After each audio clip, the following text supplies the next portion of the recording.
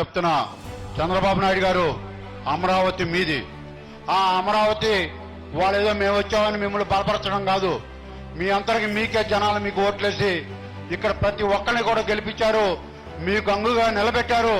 మీరు ఊ అంటే ఊహే, ఆ అంటే ఆనే. కాకపోతే మేమంతా కూడా మీకు ఒక రక్షణ కవచం లాగా. ఇవాళ అమరావతి చంద్రబాబు గారిది, అమరావతి మనది.